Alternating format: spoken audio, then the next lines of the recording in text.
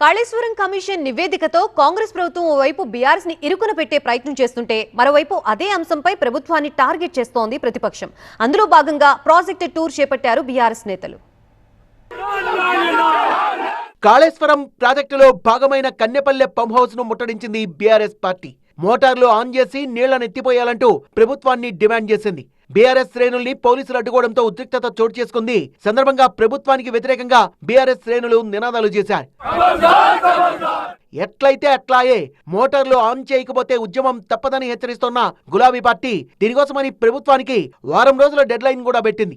కనీసం ఒక వారం రోజుల గడువిస్తున్నాం.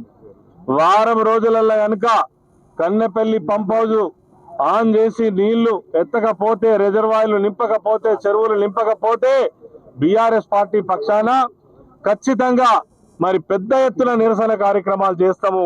మొత్తం రైతాంగాన్ని కూడా పాల్గొనేటట్టు చేస్తాము. రాష్ట్ర బీఆర్ఎస్ పార్టీ కూడా ఇన్వాల్వ్ అవుతుంది. కేటీఆర్ గారు, హరీష్ రావు గారు, కేసీఆర్ గారి ఆదేశాల మేరకు ముందుకు సాగుతాము ఎంతకైతే గంతాయని ఈ రోజు మాత్రం ప్రభుత్వాన్ని మేము డిమాండ్ చేస్తున్నాం. రైతుల్ని ఇబ్బంది పెట్టేలా ప్రభుత్వం వ్యవహరిస్తోందని ఆరోపించారు మాజీ ఎంపీ వినోద్ కుమార్. నీళ్లు అందుబాటులో ఉన్నా కూడా ఎందుకు ఎత్తిపోయడం లేదని నిలదీశారు.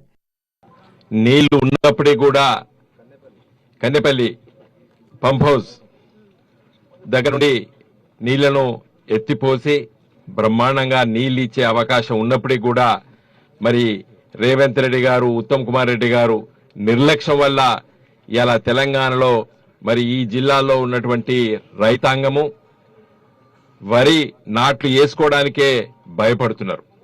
ప్రపంచంలో ఎక్కడా లేనంత గొప్ప ప్రాజెక్టును కడితే ఈ ప్రభుత్వం మాత్రం ఉద్దేశపూర్వకంగా పక్కన పెట్టిందంటూ ఆరోపించారు బీఆర్ఎస్ నేత ఎల్ రమణ. నీళ్లనేటి తెలంగాణ ప్రాంతం అత్యంత ప్రాధాన్యమైనవి.